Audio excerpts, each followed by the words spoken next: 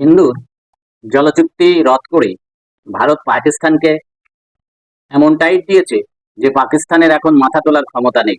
ঠিক একইভাবে অন্য একটি জলচুক্তি, গঙ্গা জলচুক্তি রদ করার পথে ভারত, যার সাহায্যে আরেকটি প্রতিবেশী দেশটাকে টাইট দেওয়া যাবে।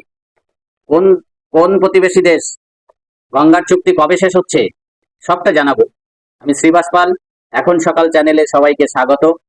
আপনারা এই গুরুত্বপূর্ণ প্রতিবেদনটি দেখবেন এবং শেয়ার করে অন্যকে দেখার সুযোগ করে দেবেন। আমাদের গঙ্গার জলচুক্তি নিয়ে কথা হচ্ছিল। গঙ্গার জলচুক্তি, বাংলাদেশের সঙ্গে গঙ্গার জলচুক্তি হয়েছিল। আমরা জানি ভারত এবং বাংলাদেশের মধ্য দিয়ে বয়ে গিয়েছে প্রায় 54টি নদী, তার মধ্যে রয়েছে গঙ্গা। এই নদী চুক্তির ব্যাপারে আমরা যৌথ যৌথ নদী কমিশনের মাধ্যমে সমন্বয় করেছি। এটা আমরা জানি, যে পরিবেশে উভয় পক্ষের স্বার্থ রক্ষিত হয় সেই পরিবেশে আমরা বাংলাদেশের সঙ্গে সমস্ত বিষয় নিয়ে চুক্তিবদ্ধ হয়েছিলাম। কিন্তু বাংলাদেশকে জলটা অনেক বেশি দিলেও ভারত জল শুকা মরশুমে কমই রাখতো, বাংলাদেশের অধিকাংশ জলটা দেওয়া হতো। এই চুক্তিটা হয়েছিল 1996 সালে। ভারতে তখন এইচ.ডি. দেবেগৌড়ার সরকার আর বাংলাদেশে ছিল শেখ হাসিনার সরকার। এই চুক্তি শেষ হচ্ছে 2026 সালে। 2026 সালে এই চুক্তি শেষ হবে। তার আগে এই চুক্তি নবীকরণের জন্য বাংলাদেশ সরকার মাঝে মধ্যে ভারত সরকারের সঙ্গে যোগাযোগ করছে। কিন্তু এই চুক্তিটা ছিল 30 বছরে এবং এখন ভারত সরকার সেটিকে 10 বছরে নামিয়ে আনতে বদ্ধপরিকর।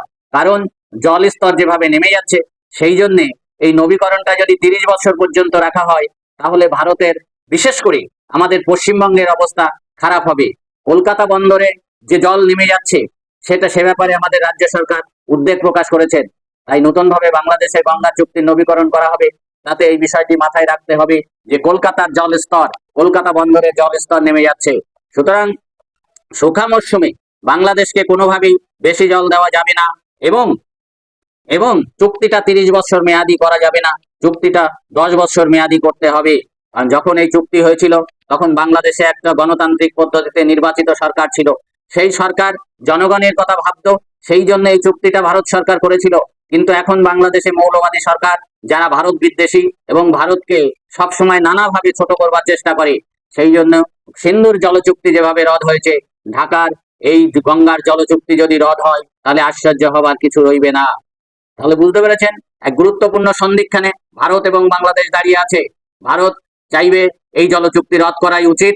ভারতবাসী হিসাবে আমাদেরও দাবি এই জলচুক্তি রদ করার। কারণ বাংলাদেশ যে হারে ভারত বিদ্বেষী এবং সন্ত্রাসবাদী কার্যকলাপে লিপ্ত হচ্ছে, তাতে বাংলাদেশকেও টাইট দেওয়ার দরকার আছে। আপনারা কি বলেন? আপনাদের সুচিন্তিত মতামত দিয়ে আমাকে সাহায্য করবেন। ভালো থাকুন, সুস্থ থাকুন। ধন্যবাদ সবাইকে।